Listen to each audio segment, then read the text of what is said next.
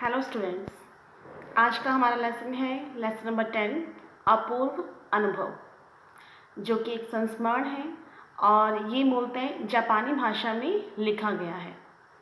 और इसमें दो बच्चों जो कि तोमोए में पढ़ते हैं, तोतो चान और यासुकी चान, इन दोनों बच्चों के संघर्ष को दिखाया गया है।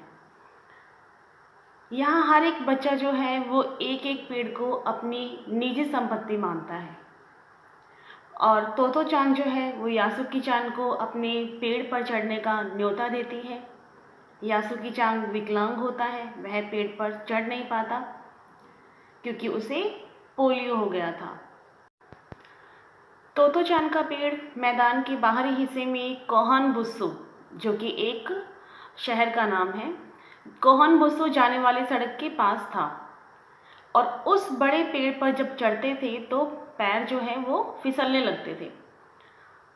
अगर हम ठीक से चढ़ें तो करीब ज़मीन से 6 फुट की ऊंचाई पर एक द्विशाखा, उस पेड़ से एक द्विशाखा निकलती है।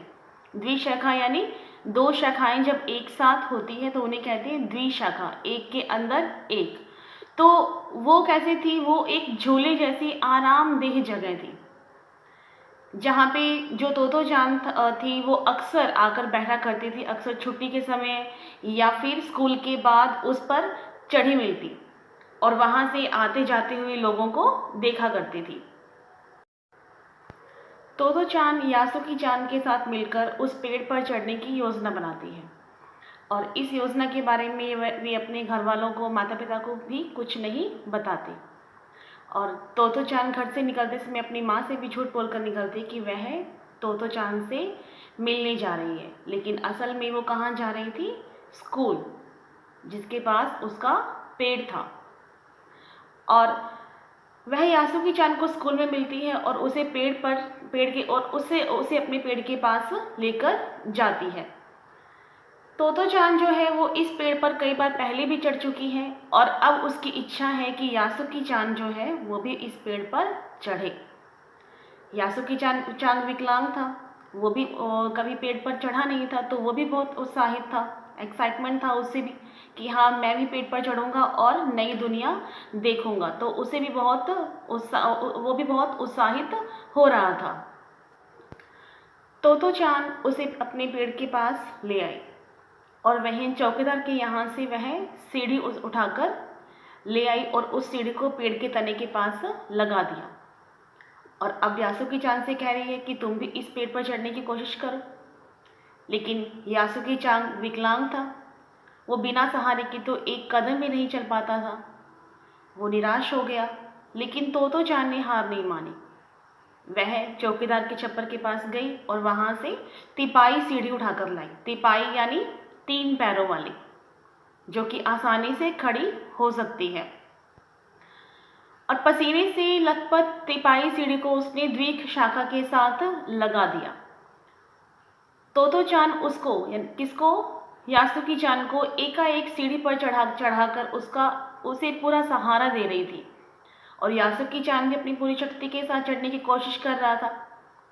आखिरकार वह पेड़ के पास तक पहुंच ही जाता है और तभी तोतो चान को लगता है कि उसकी सारी मेहनत बेकार हो गई। क्यों?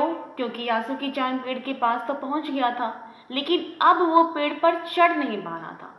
पेड़ के पास ऊपर तक तो वो पहुंच गया, लेकिन अब पेड़ पर चढ़े कैसे? क्योंकि आगे भी उसे कोई चाहिए जो उसे सहारा दे सके।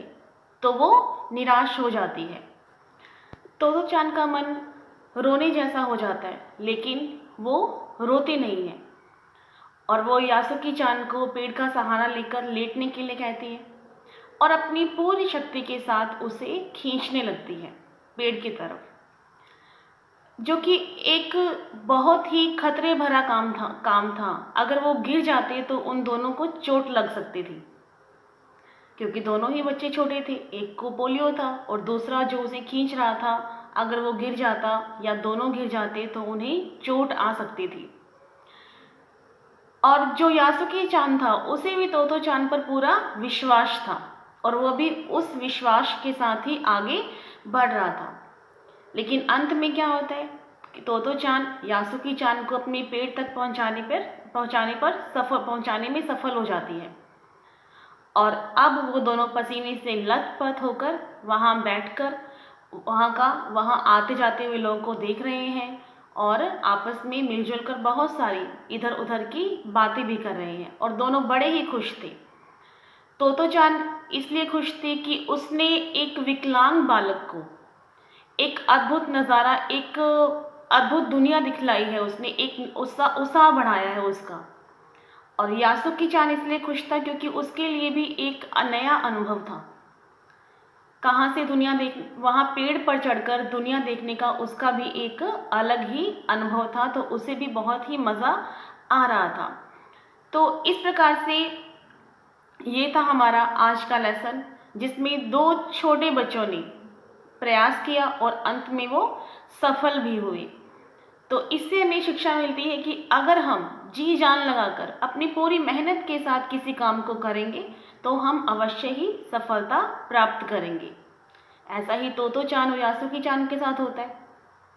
उन्होंने भी अपनी पूरी कोशिश की क्योंकि उन्हें पता था कि ये हमारे पास पहला और आखिरी अवसर है। अगर किसी को पता लग गया तो फिर हमें कोई भी आइंदा से ऐसा नहीं करने देगा, क्योंकि इसमें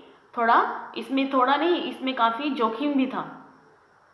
तो ये था हमारा आज का लेसन। आई होप आपको समझ में आया। आप लोग भी इसी तरह से मेहनत कीजिए और आगे बढ़िए। Thank you.